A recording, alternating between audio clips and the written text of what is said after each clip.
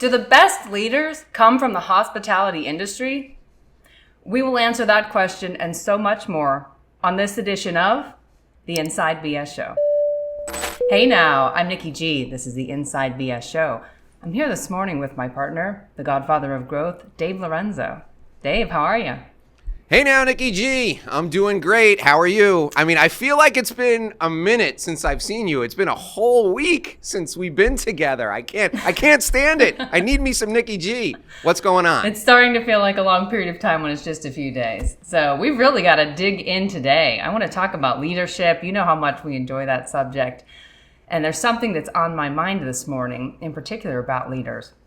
A good amount of leaders that I've met happen to have a background in the hospitality industry. So I'd really like to explore if there's something about that industry that is lending itself toward making excellent leaders. Now, Dave, you have a background that is in the hospitality industry, isn't that right? I 100% have a background that is in the hospitality industry. You're right. So what do you think it is about, having had that experience? You're an excellent leader, Dave. I've seen you in action. That's why I partnered with you. What do you think it is from that experience you had working in that industry that has led you to become the leader that you are today? That industry itself is a microcosm of what great leadership looks like in life. 1 minute you're rolling up your sleeves, helping out in the dish room, and the next minute you're brushing all that garbage off of you and you're putting on your jacket to go out in the front of the house to greet a VIP guest. So it's phenomenal. And I want to tell the folks who are listening and the folks who are watching that today we have somebody who is going to share with us her experience not only in the hospitality industry, but in taking on a leadership role in front of over 8,500 professionals, where she now connects with, trains, and helps develop people who are lawyers, people who are CPAs, bankers, people who are the masters of the universe in the finance industry. And I could not think of a better representative of hospitality and leadership, and someone who's had the experience of dealing with all the things that we just talked about. My friend Lisa Meredith is with us today, and Lisa is the Vice President of Leadership and Development for ProVisors. You who are listening, who are watching, you've heard Nicola and I talk about ProVisors over and over again. It's a fantastic community of professionals, and Lisa teaches all of us how we can be better networkers, how we can be better leaders. She teaches the folks who lead teams of 35, 40 professionals in a community. She teaches them how to be better in front of their groups. She teaches them how to be more engaging and develop communities. And if there ever was a job that was most like herding cats, it is the role of a group leader in ProVisors, and Lisa prepares all of us, both Nicola and myself, to do that. Her background is that she came up through the ranks, just like me, in the hospitality industry. She was in operations, she was in sales, she's a certified meeting professional, and she teaches at a university in Illinois. So she has the skills necessary to connect with people and help them learn and grow. So it's my distinct pleasure to welcome my friend, my dear friend, Lisa Meredith, to the Inside BS Show today. Lisa, thank you for joining us and welcome. Oh my gosh, thank you. It's been a pleasure knowing you in this brief tenure, Dave. And Nikki, I look forward to us working together more closely in the future. What an introduction. I hope that I live up to it. Oh, I know that you're going to. So, Lisa, take us through real quick. Give us an overview of your background in the hospitality industry first, and then as a segue, tell us how you think, based on like what I said, how you think that background prepares you for, teaching really sophisticated people how to build communities. Well, you didn't leave much that hasn't been communicated. My background, I'm not going to go all the way to the beginning, but I have had almost 40 years of experience in sales, of which 33, 34 of it's been in the hospitality industry, starting as an intern. I was blessed with someone who saw something in me, and I had no idea what the hospitality industry really was all about, especially in the hotel community. I thought you just either cleaned rooms or checked them in. Had no idea about the sales component. So that opened my eyes to a whole new world. I've gone from being an intern to a sales manager to director over one of my most favorite cities in the country, to Chicago. I represented our city here for over 8 years. Then I had the pleasure of representing the San Diego in 2010, and also one of the largest Midwest private clubs in the nation, the Union League Club of Chicago, where I led their sales and catering team. So I've had both behind the scenes, starting, as you mentioned, Dave, being a grunt, doing all of the work. I laughed when you were describing, pulling that knife out of that washer because, you've got dishes piling up and you've got 2 and 3 large conventions that are taking place and you got to get that stuff done. To shaking it all off, putting on your jacket, getting that smile on your face because you cannot have a bad day when your VIPs are arriving. So it is wonderful. One of the things that you mentioned that really resonated the most, you do have to be a servant leader in this industry. And I am as surprised as you are that more people who are in politics don't have a background. And I probably would say that if we peeled back the layers going farther back in their career, they probably in some way, shape, or form have been in a service capacity.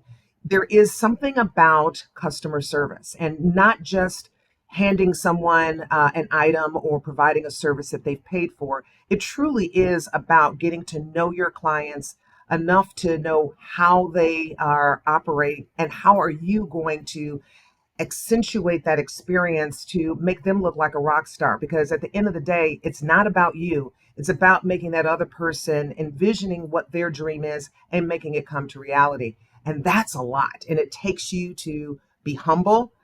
There is no pride in our community. You are going to do the work that nobody else wants to do. But at the end of the day, when you see the results and the smile on the face of your meeting planner or that bride, it really makes it all worthwhile. I love it. I think, maybe people in the hospitality industry are too smart to get into politics, Lisa. Maybe that's what it is. So let me ask you, as the VP of Leadership and Development now at ProVisors, how do you find working with, I'm just going to say it with straight talk, like big ego folks, like you're teaching people who are not used to being taught stuff, right? So how do you find working with lawyers and, accountants and the finance people who are masters of the universe, right? Teaching them how to build community because it comes natural to you because of your background, right? How do you like that, and what was the transition like? Because you were in a role where you had to build a community yourself in Chicago first. What was the transition like from working with folks who are? I find that the folks in the hospitality industry are the most down to earth people, and they have the attitude like they're there to serve. So when you're coaching them up, they want the feedback, right? How do you find working with attorneys, CPAs, financial folks? How do you find that in the transition to teaching them? Is it difficult, or how has that been for you? Well, to start the first part of your question, the things that you learn in hospitality that I have been able to pull out of my tool belt to make me efficient in working in provisors is that, yes, you are dealing with senior professionals, high caliber people who are at the top of their game, which is why provisors has such a robust vetting process.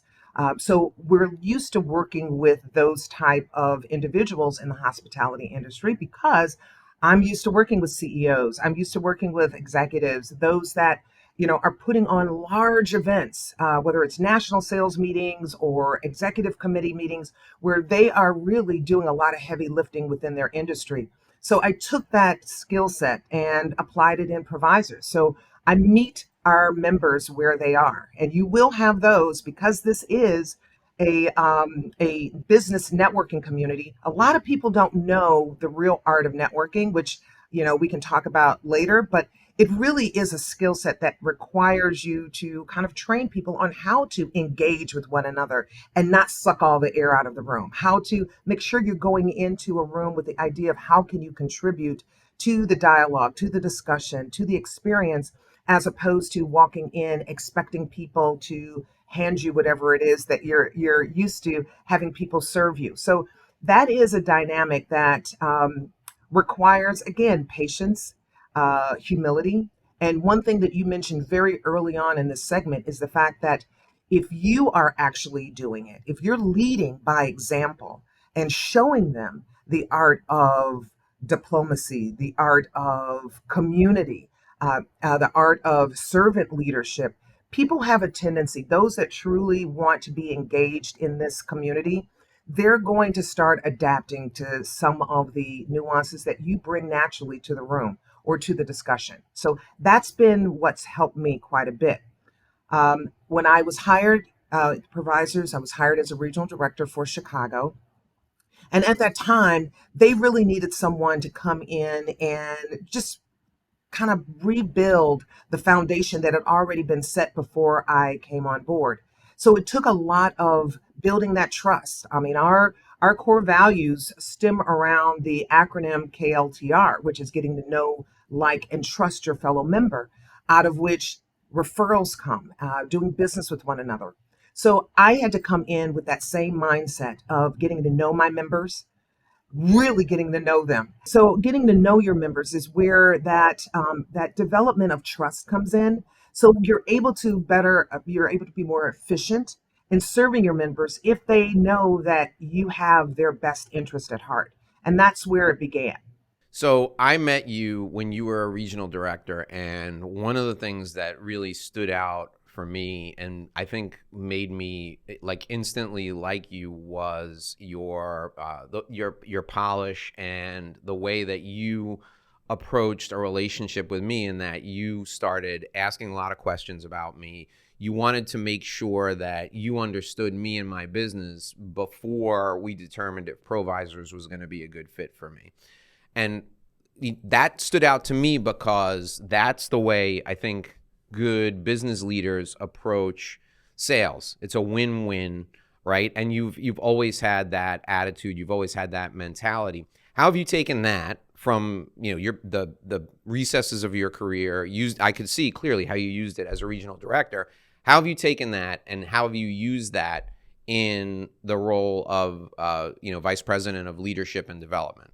Well, a couple of things. One, because I was a regional director, I was in the trenches with the members. And as you have described, I really was invested in wanting to know who my members were, not just the script that you have of describing what type of person or professional we're looking for, but I really wanted to get to know who are the members so that way I can better assist them in identifying prospects, candidates that would be complementary to you in your room, in that space when you all are meeting on a monthly basis. So that was very important for me.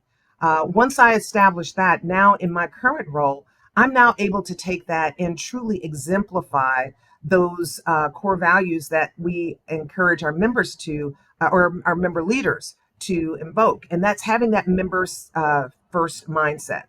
What we need to do is make sure that not only are we providing services for our members, just so that way they have the tools to be effective in the community, but we want to make sure that these tools are truly tools that you're going to use, which is why the training was so important. We wanted to make sure that every member had an equal experience. And in my role, one of my responsibilities is ensuring the consistency and continuity of all of our policies and processes. Regardless of what region you're in, we want the members to have an equal experience in the provider community, regardless of the area that you are representing. So that was very important. We had to find out who we're serving and then adapt tools, training methods, and processes to support those members. That's great. That's terrific. Nicola, why don't you dig into that a little bit more? Sure. So, Lisa, you are somewhat uniquely situated as a leader within ProVisors because of how many touch points you have. And those touch points have to do with not only individuals, but across different types of groups. So I want to dig into that a little bit more. And you mentioned members, which is, it's great because you started where I would start. You worked as a regional director, so you had that experience working directly with so many members and getting to know them so well. And now as you've moved into your new role, you work with group leaders, and you also work with what we call affinity group leaders. And if I have this right, you view all of those different three groups as your clients that are internal to the organization. So let me pause here and have you touch on what do I mean by group leaders and affinity group leaders, because some members of our audience are not familiar with this ProVisors language that we use. And I think it's really important to the discussion here about your leadership role with each of these groups. So let's start there. If you could just describe for us what each of those are. Sure. So we briefly described what our typical members are. These are senior professionals with at least 10 years of experience within their specialty or profession.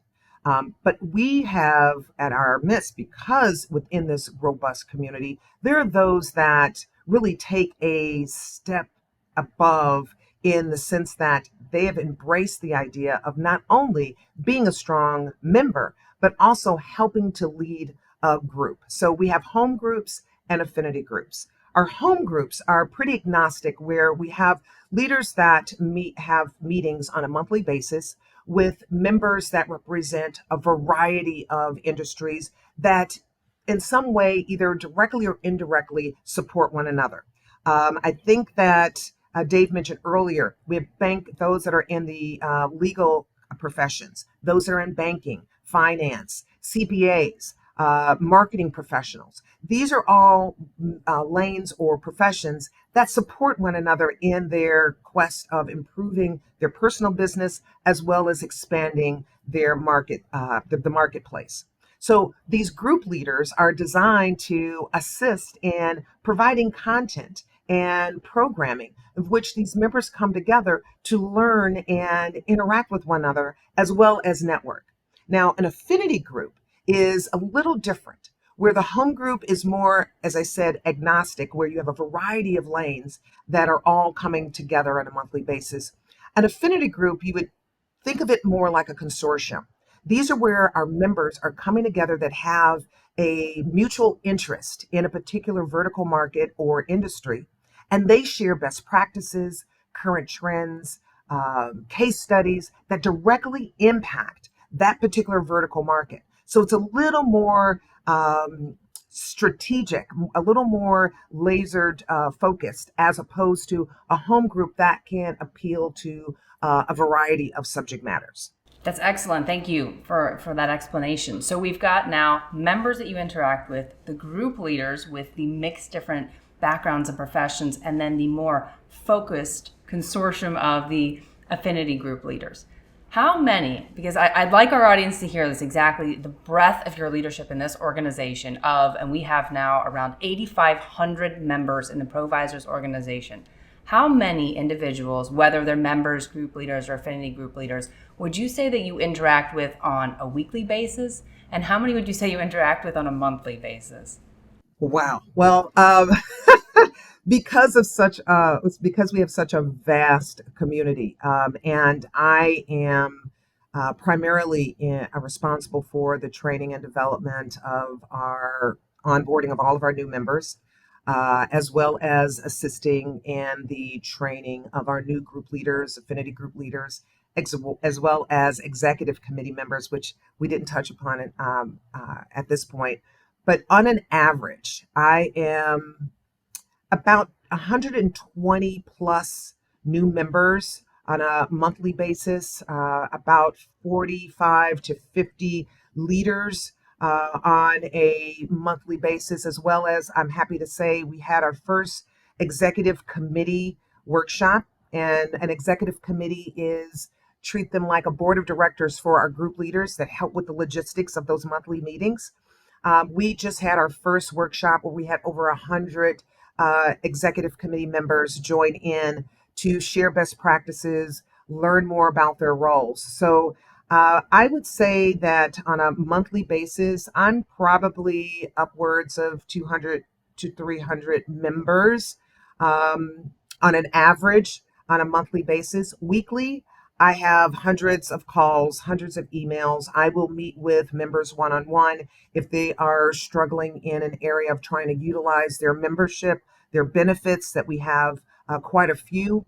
If there is a area that a regional director needs some assistance with in clarifying some of our processes or policies, I'm meeting with the regional directors. So it's quite a bit of touching that I do on a or on a monthly basis. That is incredible, Lisa. It's so many different individuals that you're working with and you're helping develop in some way.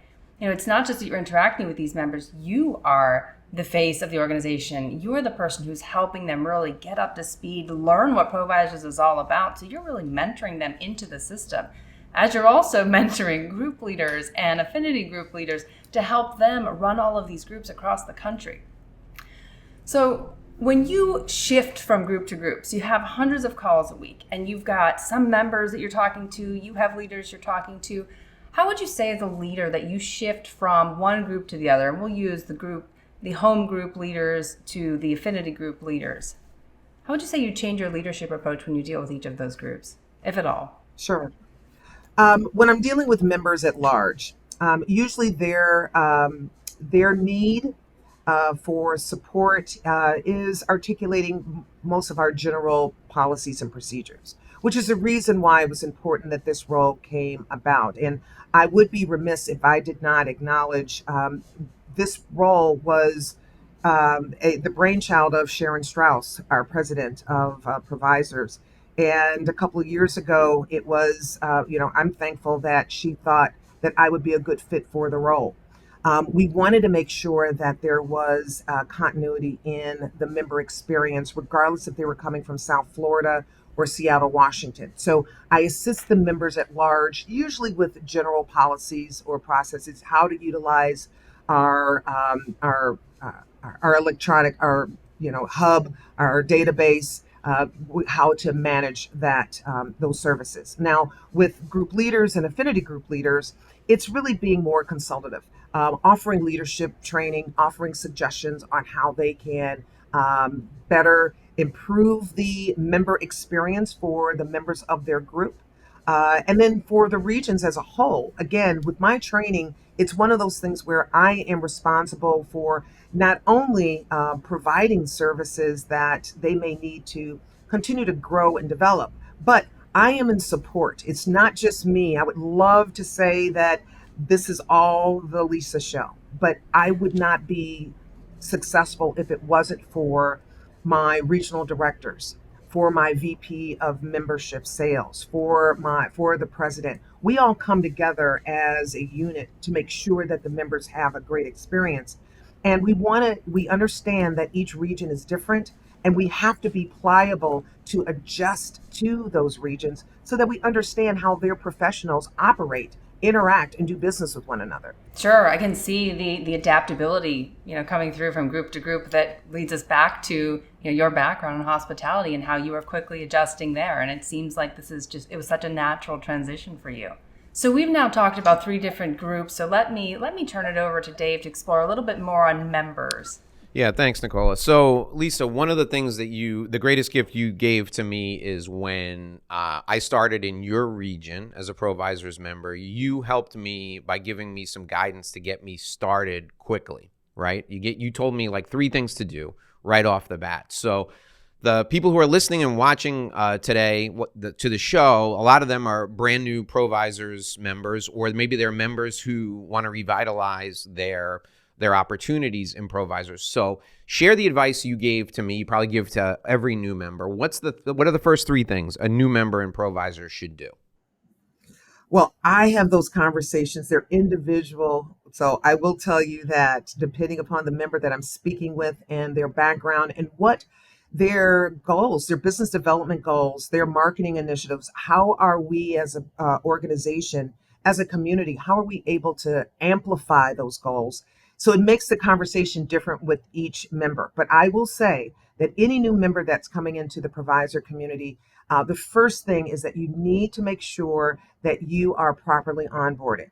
you have the opportunity of joining in on our new member orientation, where we assist you not only in finding out what is this whole nuance about networking, but completing your online profile, which is critical because, as you've mentioned before, we have a community of over 8,000 members. And with that, those members are interacting in our hub, in that database on a regular basis. So you want to make sure that you are visible. People want to know who you are, what it is you do, and how they can utilize your services. So completing that profile and attending that new member orientation is by far the first critical component. Secondarily, you need to come into the provisor community with the understanding that you are surrounded by senior professionals. But they may be those that are of a particular profession that are your best referral source. You cannot eat this elephant all in one bite. Our community has over 400 meetings and activities per month. So that's a lot that you have to adjust and adapt to. So identifying who your referral sources are. Those are people who are actually going to benefit from your goods or services, or those who are going to be able to bridge that gap and introduce you to those high net worth clients that could benefit from your goods or services. And then creating a guesting strategy. Because again, right now we have over 22 regions across the country. I'm happy to announce that Phoenix and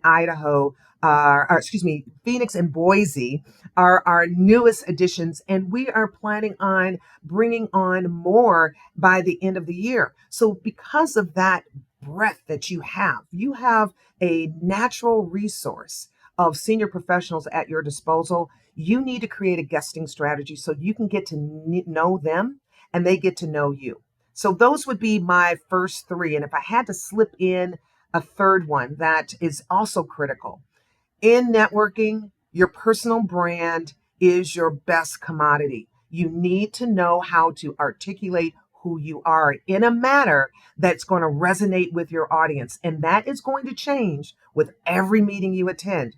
Knowing your personal brand, being able to express who it is you are, and what it is you do at a level that people will understand and be able to remember you after you left the room. That's a skill that we help cultivate. You know, one of the things that you mentioned to me when I first got started that has stuck with me and that I now share with everybody that Nicola and I onboard in our group and when we're helping other group leaders onboard new members, the very first thing you mentioned to me is, hey, listen, this is about you now having resources all over the country for you to share with your clients. And that's the first thing you should keep in mind. I find, and I'm curious about your experience in this, people initially, they hear about ProVisors, they hear about networking, and they think about, oh man, I'm going to get a lot of clients from this. And I came to ProVisors thinking, hey, listen, if I get one new client over the course of a year, that's a win for me. And then when I had the conversation with you, you opened my eyes to the fact that you're now part of a community. And if you're a sole practitioner or you have a small firm, regardless of what your profession is, you now have resources in, all these cities across the country. Now you have 8,500 people who are part of your team that can service your clients. And that's the value. That's the first point in the value proposition Nicola and I lead with. Talk about the impact that message has on new people who are joining our community. And is it as much an eye-opening experience for them as it was for me? Well, I would hope so. You have a lot of sole practitioners that are really trying to, make their mark in their industry, especially if it is a pretty large industry that's extremely competitive.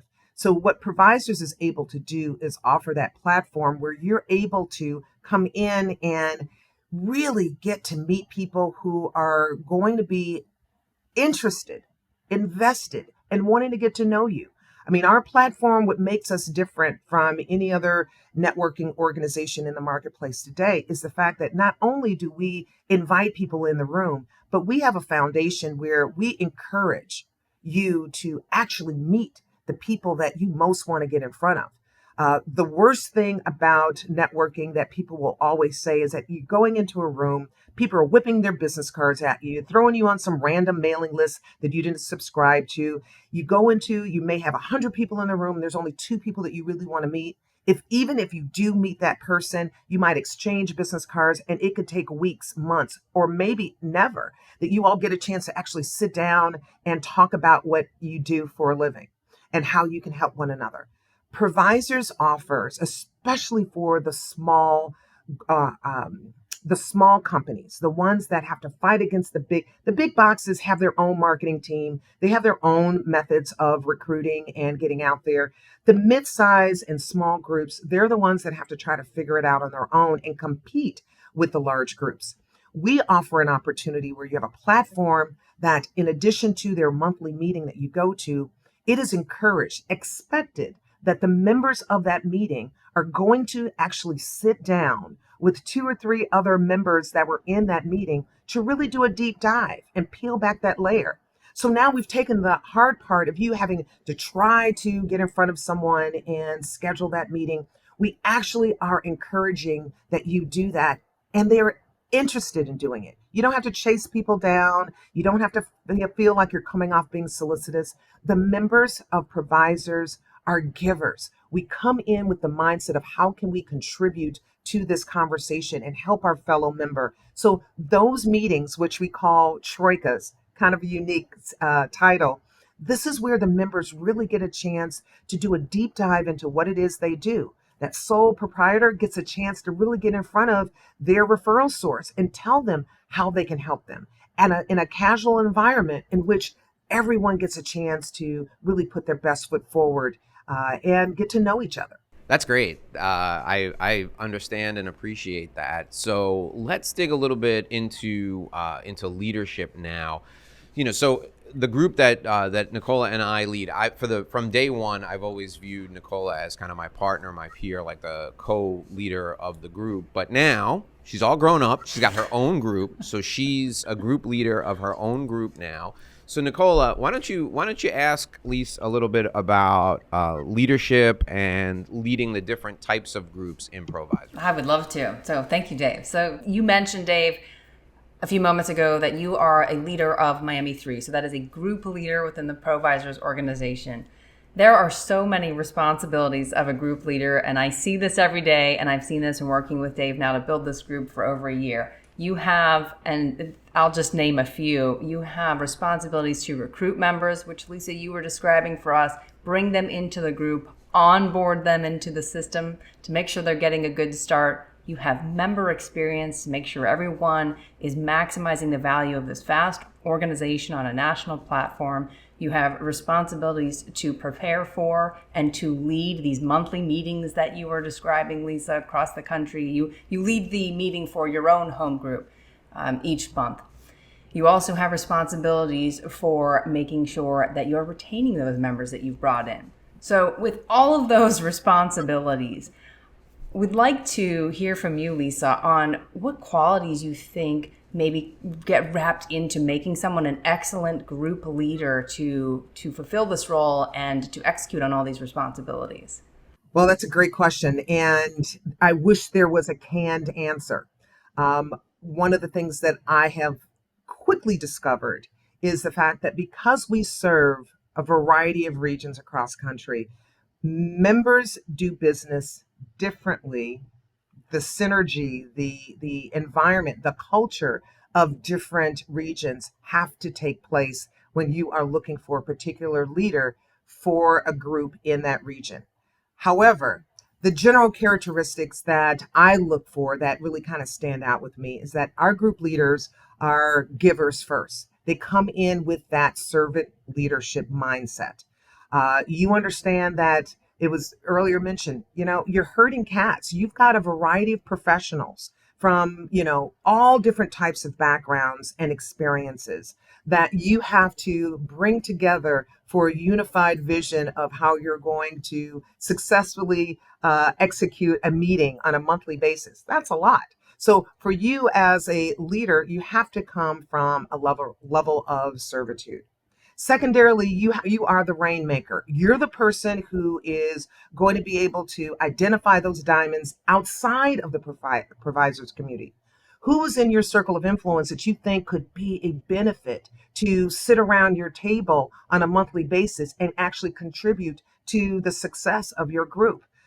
Being that multitasker, we talked about all of the things that you mentioned from recruiting and engagement and programming. You have to be ready to handle a lot of plates and keep those plates spinning on a regular basis, which means identifying and being able to delegate, finding an executive committee that's going to be your board of directors that are going to help you execute those plans, those goals that you have set for your group. So that's kind of the general mindset of a group leader. You've mentioned a lot of the responsibilities.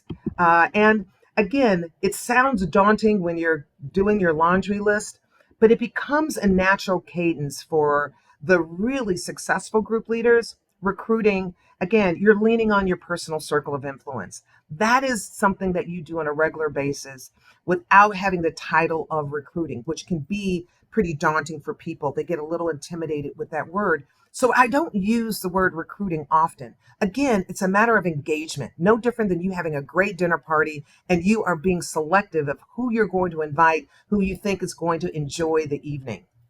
Same thing with a meeting. Who are the professionals that are going to benefit from meeting the others that you've already assembled in your group? Onboarding, making sure that your new member, whether it's a friend of yours or a referral from one of your members in your group, you want them to feel that they were invited to be a part of the group, not just signing up like a gym membership. These are people that you've gone out of your way to identify as being a asset to a community that you've already created that has that synergy, and they're going to amplify. Your executive committee, we can talk about that all day long. And as a group leader, I'm sure you starting out as a group leader associate, Nikki, you understand the importance of what your role was to Dave.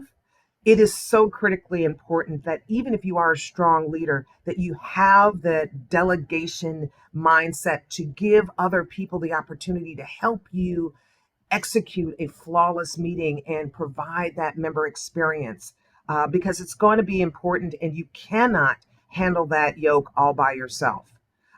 Preparing for a meeting, running a meeting, the overall member experience, again, it comes from that member first mindset. But personal accountability, keeping that mutual trust with your fellow members, and above all, having that open line of communication where you are receptive to feedback. So that way, at the end of the day, you are giving the experience that you hope you're giving to your members, and they are affirming that you are successfully executing it. Those are the key tips. That's great. There's so much there that we could unpack, but we only have so much time with you. So I do want to make a note for our audience that, what we're talking about now is really applicable even outside of the ProVisors organization, where you are leading a group of professionals from all different backgrounds. I mean, there's so much here about leadership skills and the development of that group that you can take away from, what Lisa just described with respect to these group leaders for our home groups within ProVisors. Now, I'd like to go back to these affinity groups that we were talking about, which you mentioned are more like consortiums. They have this very laser-focused topic that brings them together and an interest that they share. And I'll use an example so that it's helpful to the audience here. We have groups across the country, affinity groups that are known as the lawyers' affinity groups. So within those groups, you have lawyers who attend the meetings who are members of the affinity group. And you also can open your virtual doors to lawyers across the country to come join that group. So I'd like to have you speak to the difference between the group leaders and the affinity group leaders, because their roles are a little bit different. For example, they don't recruit because you just have group members who are already part of a home group who then can join an affinity group and be part of that discussion where they meet monthly. But it's a little bit different as a leader of an affinity group. So I'd like you to touch on, what you think makes affinity group leaders good in their roles compared to a home group leader. Well, thank you for asking that, because I think that that's also one of our best gems in working within the provisor community. As a networking organization, we know that there are those that are working in a particular specialty or profession where they have the vernacular that is relative to the industry they work for, or the acronyms that, or the certifications that support them being a subject matter expert or a master in their field. Well, we understood the importance of those professionals coming together to support one another, to share best practices and what's going on in their marketplace, where they're able to walk away being able to better support and serve their clients because they were able to get feedback from those that know what's going on, are feeling the same pains, or are working in that industry. What makes an affinity group so important within ProVisors, and specifically the affinity group leader, is the home group leader provides networking experience, and they do the recruiting, and they do have programming. But the programming with an affinity group is really at that high level where you're really able to talk about a particular subject matter and not have to put on the buffers, not have to try to water down what you're trying to describe, because everyone in the room, either directly or indirectly, works in that industry, so they get it. That is a high level discussion. Those are where you're able to really walk away with some key insights that you can take back into your marketplace and better serve your client. So those affinity groups, and a lot of times when I was a regional director, that would be one of the key things that would cause a prospect to decide to join ProVisors, because that was something that kind of differentiated us from any other networking organization. They were able to find their people, so to speak. They were able to find those that understood what was going on, that they can collaborate with. And surprisingly enough, Nikki, you would find that even if these members are working in the same industry, you would think that they would be considered competitors. These were folks that really worked well together. The best referrals, collaboration occurred in these affinity groups, where some members would actually get together and partner on a bid for a client. These are people who would actually assist one another, especially if parameters may be a little different, or maybe their vertical market might be slightly, the clients that they serve may be slightly different. They would exchange leads with one another in a lot of cases faster than in a regular home group, because they already knew what the client's needs were, and they were surrounded by those that understood what the referral was requiring. Oh, I'm so glad you mentioned that, because I'm using the attorney affinity groups as an example again. There's so much business that is exchanged between lawyers. Why? Because most of us specialize. Even though you're within the same legal field, you have specialty areas. And lawyers send a lot of work out to each other because they want to continue to focus on that area. So allowing them and providing them with a forum to get together to have those very technical discussions really gives them an opportunity to help better themselves professionally in advance, as well as make those relationships so that they're able to exchange more business with each other. So that's really great. So Lisa, we've now spoken both about group leaders and about affinity group leaders. So to bring this all together, what are some ways that both types of leaders can get off to a great start in the ProVisors organization? The first thing that I will tell any group leader, whether it's a home group leader or affinity group leader, is surround yourself with those that have mastered the art in their role. Leaning on a Dave Lorenzo, for example, when you're brand new as a group leader, you've been given the keys to your own castle, so to speak. You are the CEO, and you now have to build your own group. But it takes time, it takes experience in knowing ProVisors community, of which your regional director, your vice president, myself, we can help you get acclimated with the tools from an administrative perspective, from a logistics perspective. However, it's the nuance of how are you creating that synergy. That's that special sauce. And those members that are already group leaders, they've done it. They can tell you what they look for when they begin. We can show you how, but that person is going to show you what to do. I would say that would be the first course of action, is surrounding yourself with your own peers that are doing things well. Go to other meetings. If you're hearing that there are meetings that are taking place and they're really popular, go and see what is all the hubbubaloo about. Go and see how that group leader is operating, and then schedule a one-on-one with them and get some nuances on what did they do for their first meeting? How did they assemble their executive committee? Don't recreate the wheel. Go to those that are doing that successfully. Secondarily, again, look in your own circle of influence. Who are the people that you already are working with, that you already trust, that already trust you? Quite frankly, I know for a fact that there are some group leaders like Dave that when they looked and talked to their own circle and told them what they were doing as a leader, those people would follow them to the ends of the earth. Why?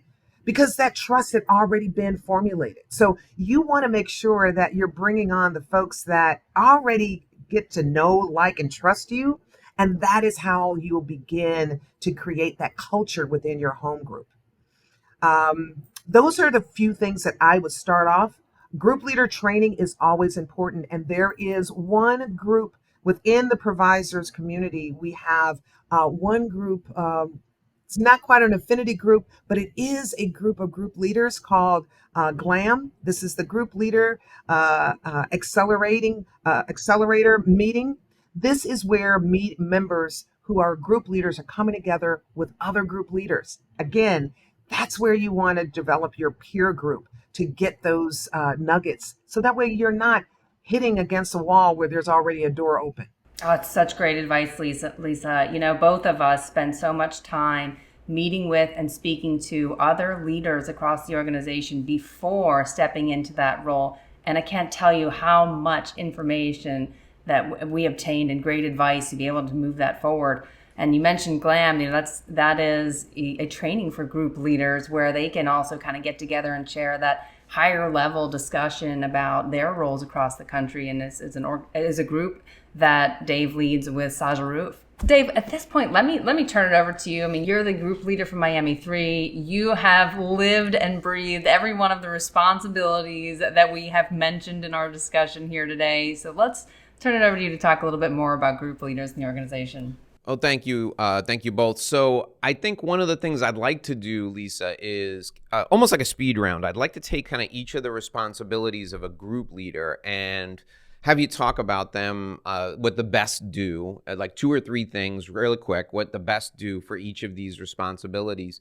And this is particularly valuable for me because I have one approach to each of these things. But that one approach works for me based on my skills, knowledge, experience, and talent. There are other group leaders around the country who have different skills, knowledge, experience, and talent that they bring to their groups, and they're just as effective, if not more effective than me, but they do it a different way. So that, and you guys mentioned GLAM, and I appreciate you mentioning GLAM. The reason that I wanted to talk to other group leaders, and Saja and I did this at the Group Leader Summit, which is our annual meeting, is because I wanted to appreciate the way other people approached each of these things that we're going to talk about right now. Because my perspective is great for me, but there may be something out there that I'm not doing that I can learn from somebody else that would make it more efficient and more effective. Because let's face it, we only have so many hours in the day. We've got our regular businesses, our day jobs that we have to do. If I could be more efficient and deliver more value to my members in a way that is easier, I'm all about stealing somebody else's great idea. So let's take each of these aspects of ProVisors group leadership and do like a real quick hit and run with each of them with a couple of things that you've seen that are great. Let's start with recruiting. What do the best do from a recruiting perspective, Lisa? It really is on all of the members because you have a vast method of circle of folks who work and well with one another and trust one another. And then creating a vetting process, establishing and supporting one another in that vetting process is going to be critical because it's harder to get rid of a bad egg than it is to go and find a good one in the first place. So you want to be mindful of that.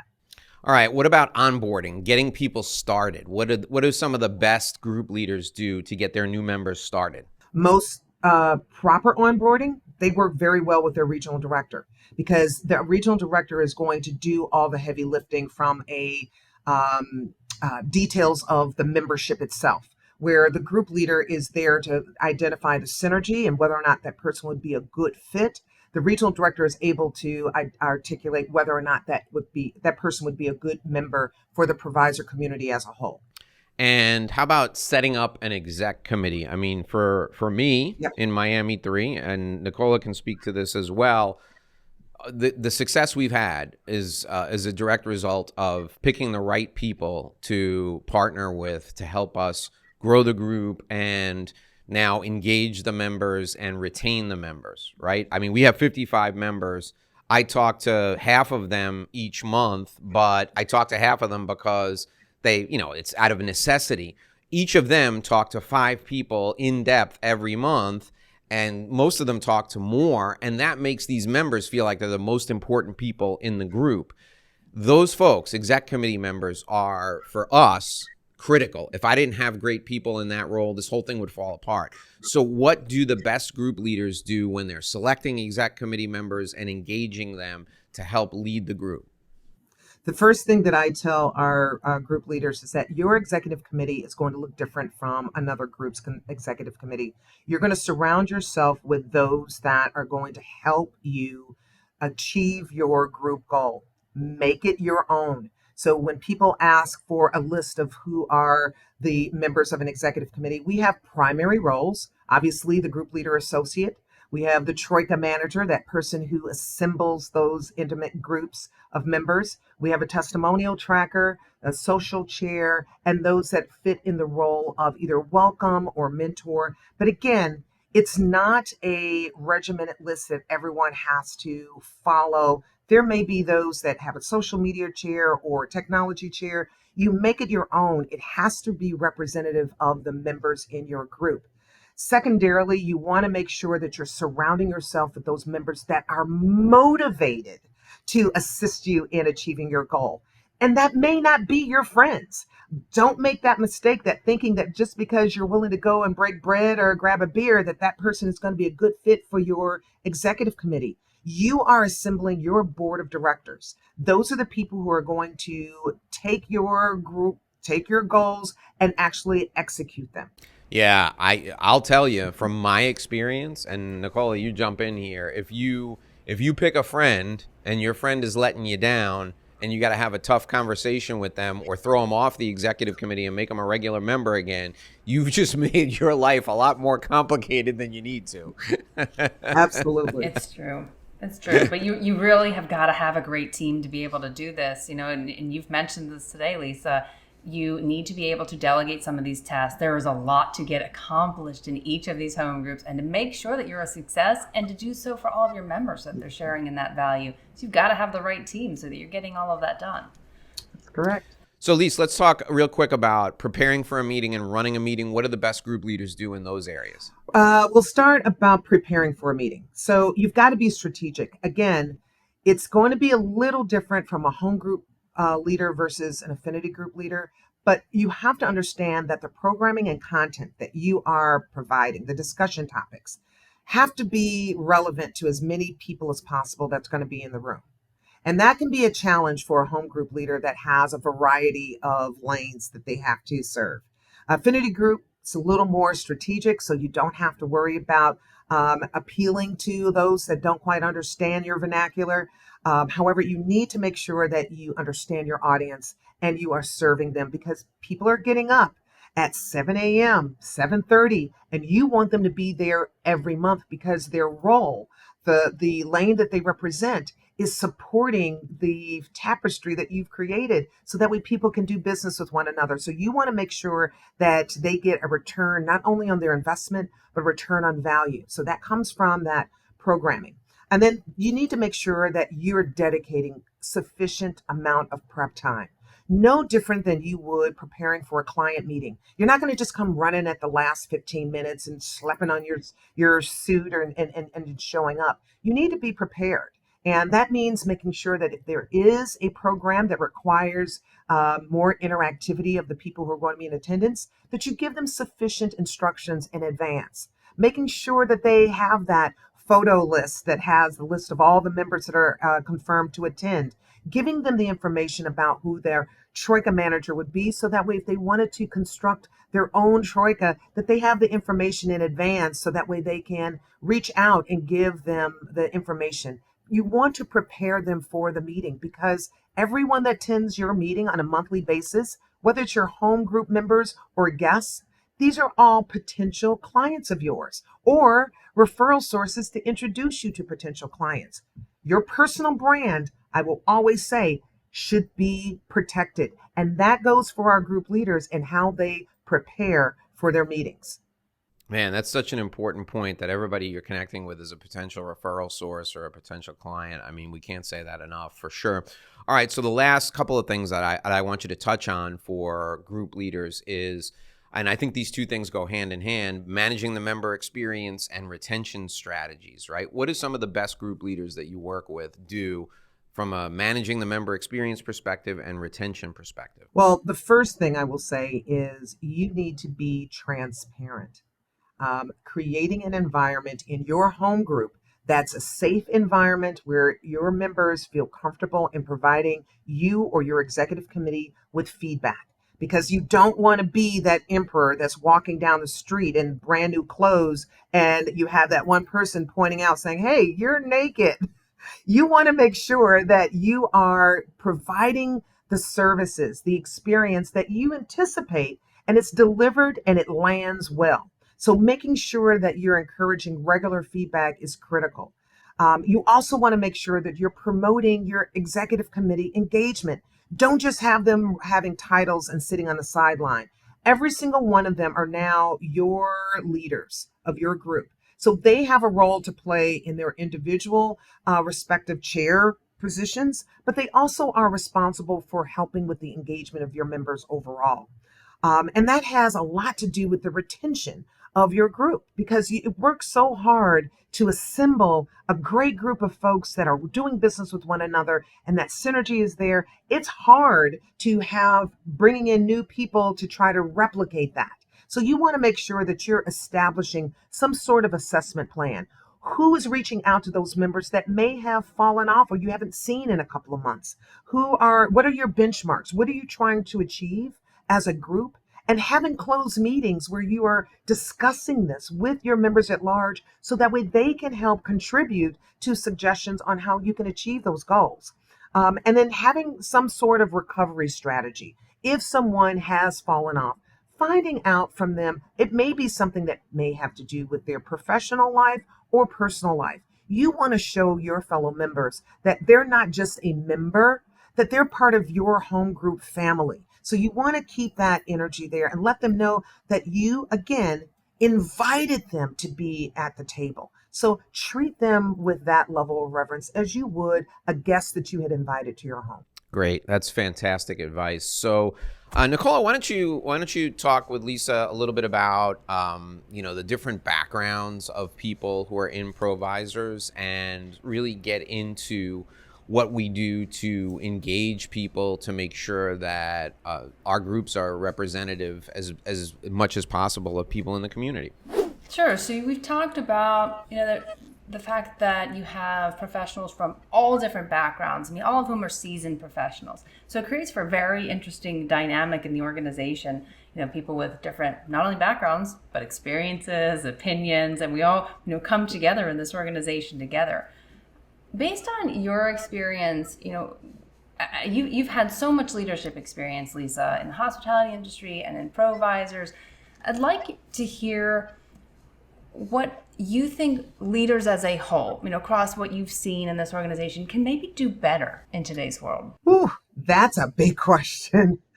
I think the first thing that pops into my mind again is seek to first understand who your members are.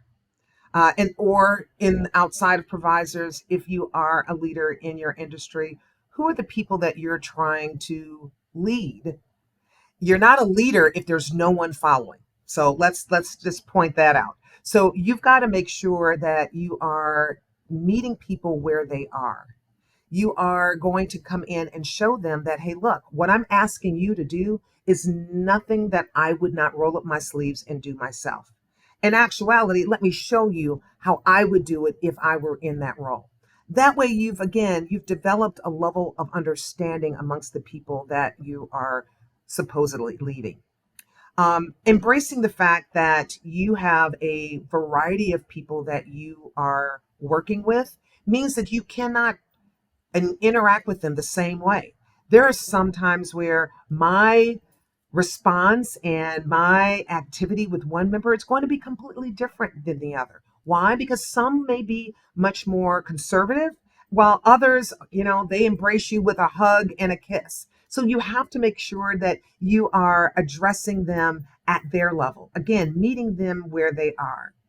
Incorporating any kind of recruitment strategies really requires you to peel back your own level of expertise. Granted, yes, I have years of experience, but I don't walk into the room with all of my medals of accomplishments.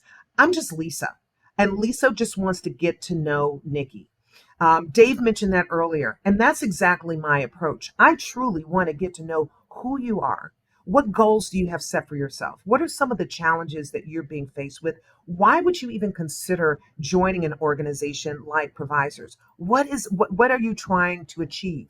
Once we get those questions out in the open and start that dialogue, then I'm able to adapt and provide them with the benefits, the services that we offer to complement what it is that they have shared that they're interested in achieving. That way it's sincere. It comes off genuine. You're transparent.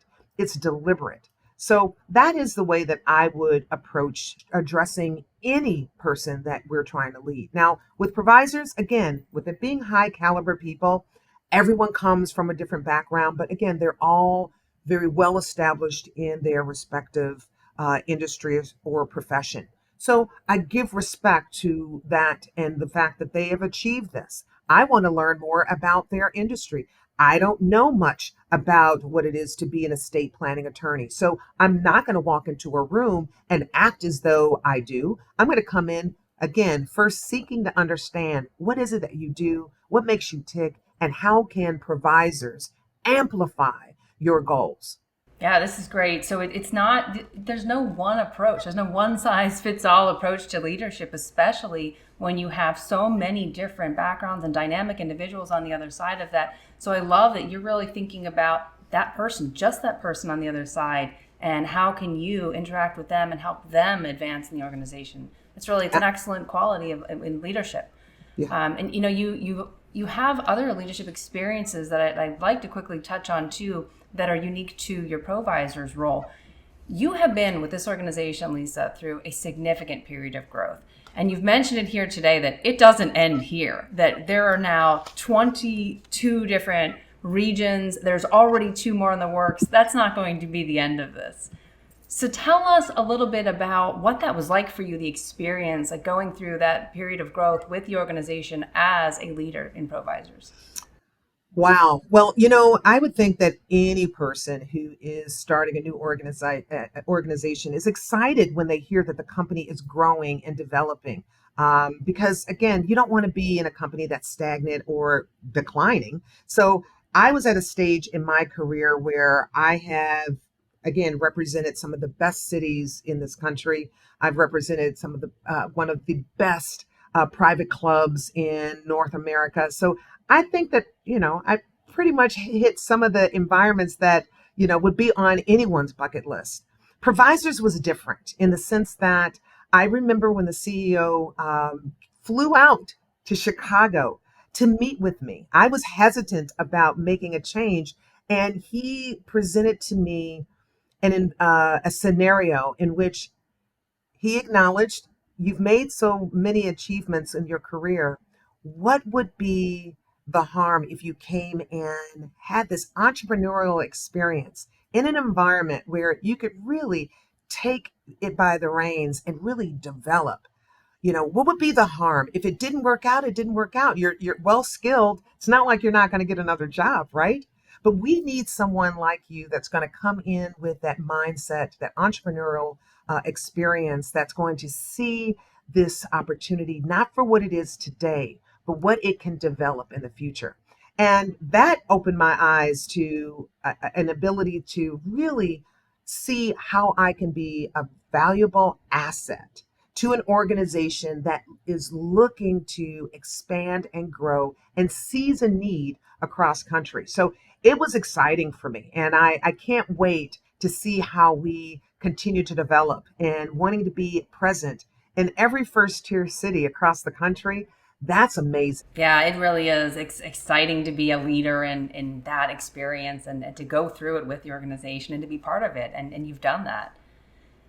So looking back a little bit, who was someone that was a good mentor to you that helped you become the leader that you are today? Wow. Okay, that's going back. I would say I had the pleasure of working for a woman by the name of Patricia Carter. She was the dean of students at Governor State University when I was finishing up my degree. And she taught me not only the art of diplomacy when you're working with a lot of personalities that have a variety of background, but she's the one that actually ingrained in me to meet people where they are. It doesn't matter if you're a CEO or you are the person that is the public service person that cleans out the stalls in the bathroom. Each person is in their own right the king or queen of their world. And you meet them where they are and find out what it is about them that makes them who they are and find out how you can support them at that level. Then they no longer have the titles, they're just the name. And you are just that person who is there to make it better for them if you're able to. That gave me the idea of being more servant leader driven, identifying and encouraging understated skills in people. I believe that that was one of the best lessons that I learned as a leader. I've identified a lot of people that worked in my sales teams, and I've developed quite a few successful sales teams in my career. Some of those people who were the best, most dynamic salespeople did not start out as salespeople. They were working as a receptionist in an office or in some other capacity. And by me sitting down and having a conversation with them, learning a little bit about their background and what they're passionate about, I found that there were some key sales skills that were needing to be developed to get the bramble brushed off so that way that shoot can come out from the ground. And they have been extremely successful today. And being transparent. I do not walk around with chips on my shoulder. Quite frankly, in most cases, even though I have a title as vice president, when I introduce myself, I say that I help with training and development. And the reason why I do that is because we have a tendency to view titles and put people in a certain position because of their titles. I want you to see me as Lisa, someone who can be a benefit in knowing, someone that you would be willing to add into your personal circle of influence, not by my title, but my ability to assist you in your development in the environment that you're creating to be successful for yourself. And Pat Carter did that for me. Dave, at this point, I'd like to turn it over to you because I know you'd like to speak with Lisa about a topic that is very important to us in our home group together, Miami 3. You know, as we say to those who attend our meetings every month, we begin end to end every meeting with diversity because it is really essential to what we're doing in this organization. So Dave, with that, let me turn it over to you. Yeah, diversity it's probably one of the most important things to me in my personal life. My family is diverse. We speak Spanish at home. We have members of the LGBTQ community who are very, very close to us in our family. We have a member of the trans community who's a very close member of our family. And you and I, Nicola, it was a natural for us to develop a group that has 80% of the folks in our group who speak Spanish because you and I have diverse families. I mean, you have diversity in your family. I have diversity in my family. And from a Latino perspective, we are very representative of our community. Lisa, what I want to get into with you is how can we be better, right? So as folks who we have to make a conscious effort to recruit people who are different than us, but we always want to make sure that we're representative of our communities. So, Nicola and I, for our groups, how can we be better?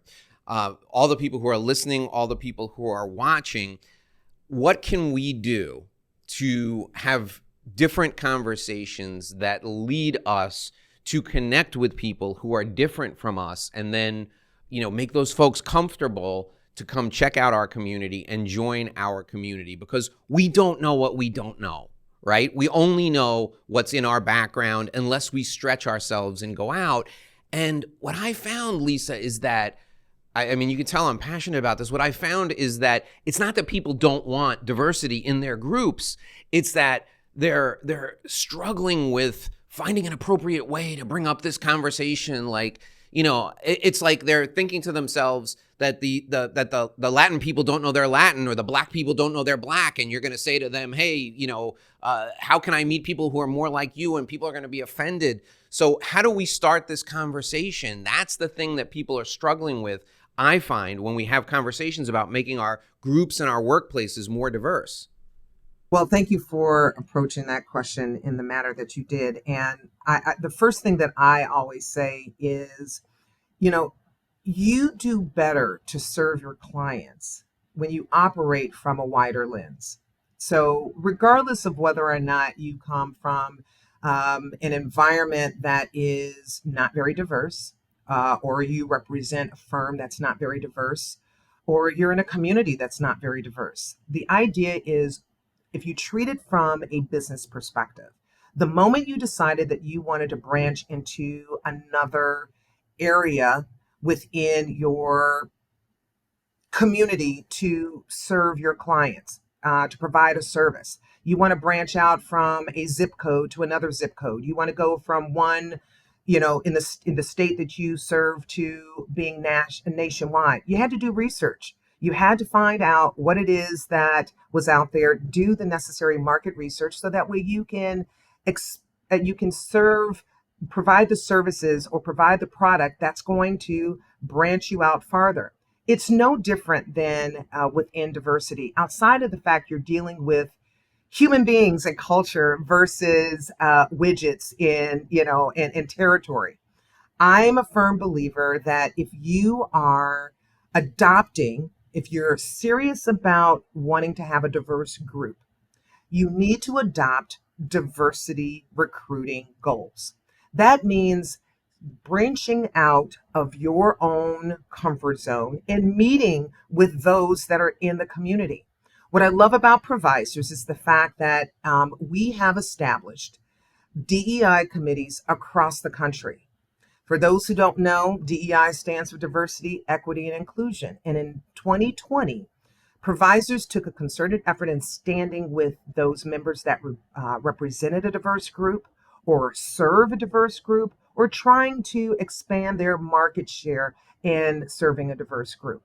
And they meet on a monthly basis to review content, programming that directly relates to DEI. So the first step that I would tell any group leader that wants to become more diverse in their home group or in their affinity group, why not attend a DEI committee? Find out what's going on and expand your horizons. Become more visible in those communities and be honest and say, I don't know what I don't know. You will, by and large, meet people who are willing and able to share information to get the ball rolling. But you can't say, because I don't know, they're not in my circle of influence, I don't know what to do. The first step is, in our community of ProVisors, we are more and more diverse, and not just by race and ethnicity, but by gender. And we've come a long way in this organization, which used to not be as diverse with gender as it is now. Now we have a core women's affinity group that's in every established region. We have a national Black professionals provisors group that serves all of our African American members across the country. So if you are currently a group leader and you are not diverse and you're saying you don't know how to get started, you're in a community that already is supporting, encouraging, and developing diverse groups. Reach out to those who are doing it well, ask them how they got started, and jump in. Trust me when I say those members who are waiting to be a part of your group can't wait to share their knowledge on how they did it.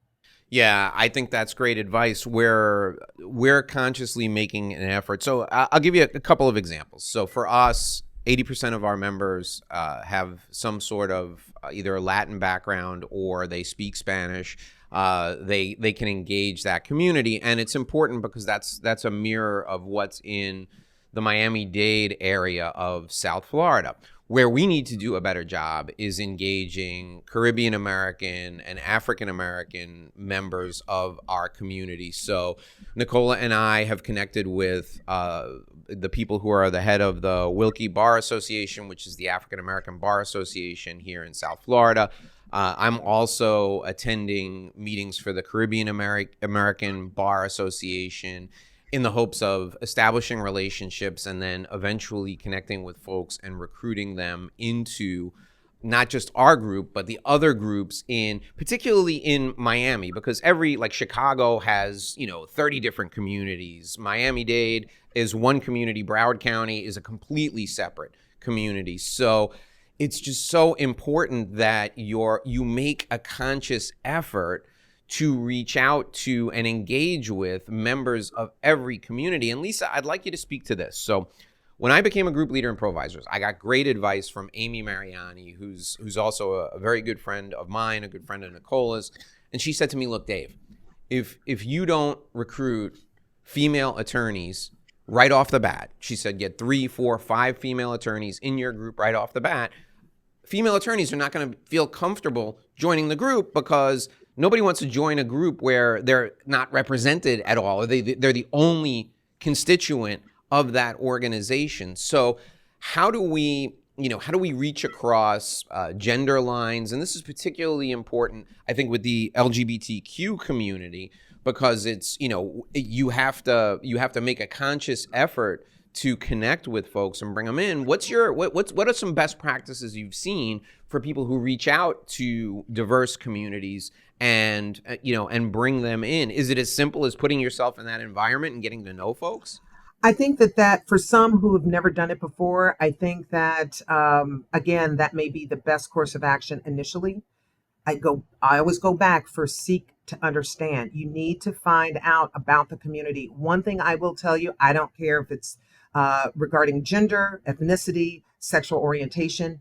People are not going to be receptive if you jump in and you're in their face. Hey, I embrace your environment and I want to work with you.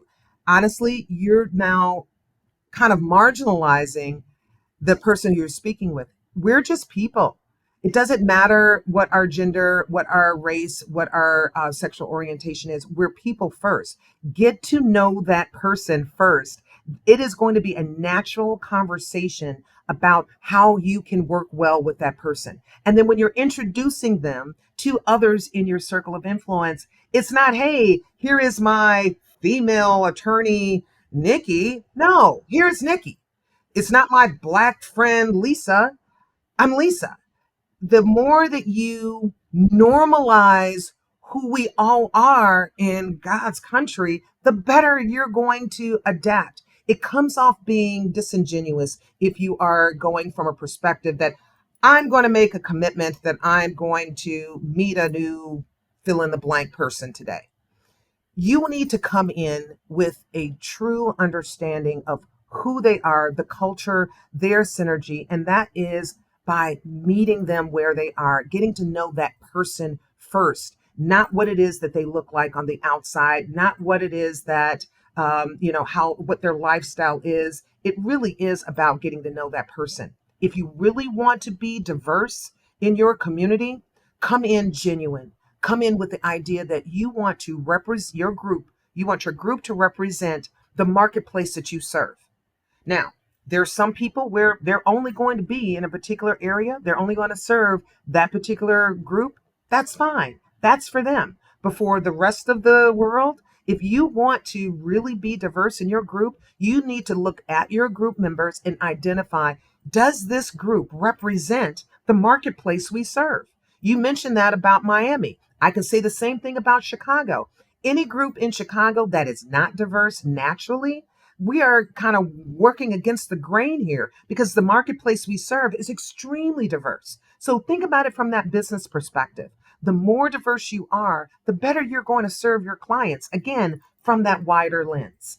Yeah, I want to, I want to finish up our very brief, and we're not doing justice to this conversation with this brief topic, or with this brief segment of this talk. We need to do a whole show on this, but I want to finish up this segment by kind of highlighting something that I learned through ProVisors, and I want your thoughts on it. So at the last Group Leader Summit, Keith Allen, Saja Rauf, and I were sitting talking, and the two of them were having a conversation about something that opened my eyes at age 54 to something that I hadn't thought about before. And the conversation went something like this, and I need your opinion on this, Lisa.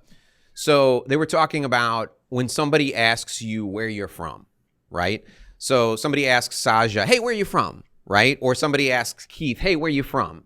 And they were talking about how just the tone of their voice and the way they ask the question can give off an impression that would be offensive to someone. And I never thought about that. And so I stopped. These are two of my good friends. So I stopped them and I said, wait a minute. I ask that question to people all the time. You mean to tell me I've been pissing people off like my whole life? And they said, no. They said, you can tell the person's intent by the way they ask the question. So what I want to get at with you now, Lisa, and this is so important for people who want to reach out and start conversations about making their group or making their company or making their law firm more diverse.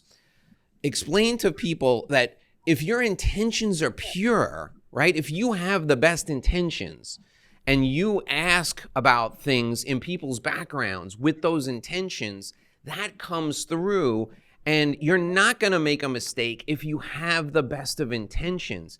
I want your perspective on this because I just think that that's so important. And if you go into these conversations with good intentions, you can't do the wrong thing. You can't say the wrong thing as long as your intentions are pure because it comes through. I mean, is that accurate? What do you think? Well, best laid plans, the good intentions can definitely take you down a different road. So I would not say that just because your intentions are pure, that it would not come off being off-putting or offensive to someone.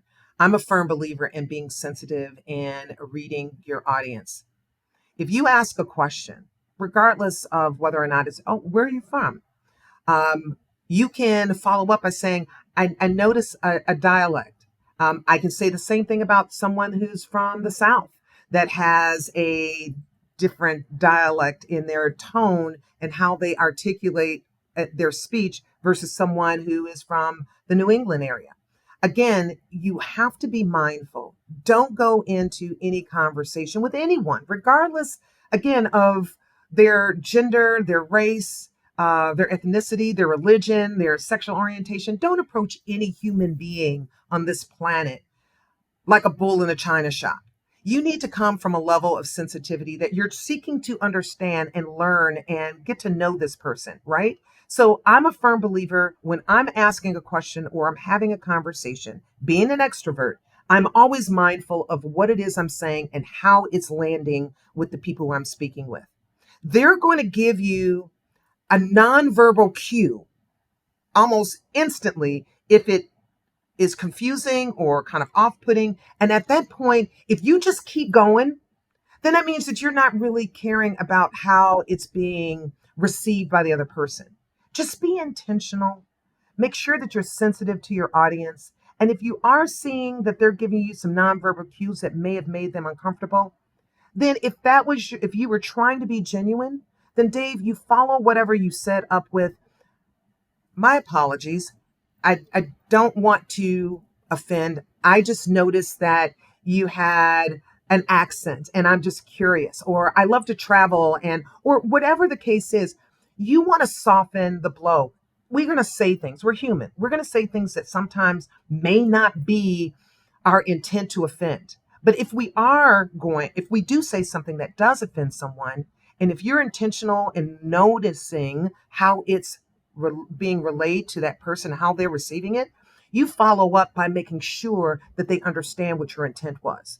Don't leave it up to chance. Don't presume, oh, I didn't mean that, for someone to then come around and say, that was kind of offensive. You can tell by I'm telling you, facial expressions say a lot more than the words. And if you're intentional about what you're saying and you notice those cues, you yourself can correct a wrong without that person pointing it out to you.